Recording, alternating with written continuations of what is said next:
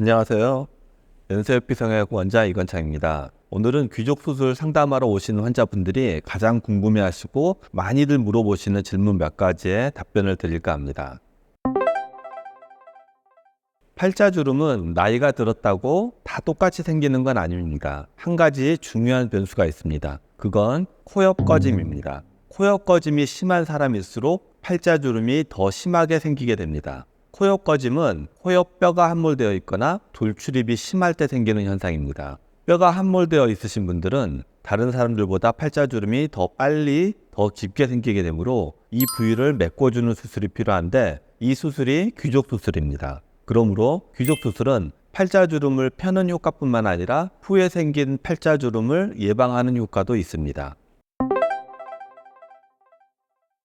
귀족 수술이 팔자주름을 완전히 없애는 수술은 아니라는 점을 분명히 강조드리고 싶습니다. 팔자주름은 코옆 꺼진 현상과 노화로 인한 피부 탄력 저하로 생기는 주름입니다. 귀족 수술은 코옆 꺼짐만 해결해주고 피부 노화 부분은 전혀 효과가 없습니다. 주름의 원인 중에서 코옆 꺼짐이 차지하는 부분만큼만 해결해주기 때문에 귀족 수술한다고 팔자주름이 완전히 없어질 수는 없습니다.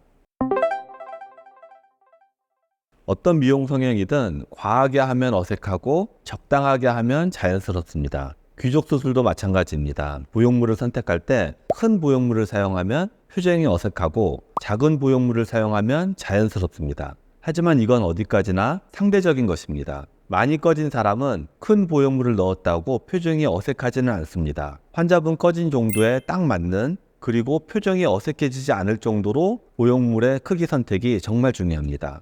뼈의 꺼진 정도를 육안으로 확인하지 않고 보형물을 넣는 콧속 절개를 제가 반대하는 이유입니다. 꺼진 정도에 잘 맞는 보형물을 선택해야지 부족한 보형물은 전혀 효과가 없고 과한 보형물은 표정이 어색해질 수 있습니다. 팔자주름을 개선하려면 보형물이 피부 아래 특정한 위치에 정확하게 위치해야 합니다. 하지만 많은 경우 보형물이 팔자주름 바로 위에 잘못 위치하여 오히려 주름이 더 도드라지는 결과를 초래할 수 있습니다. 뼈의 꺼진 부위를 정확히 판단해서 그 꺼진 부위에만 정확히 보형물을 위치시키는 것이 중요합니다.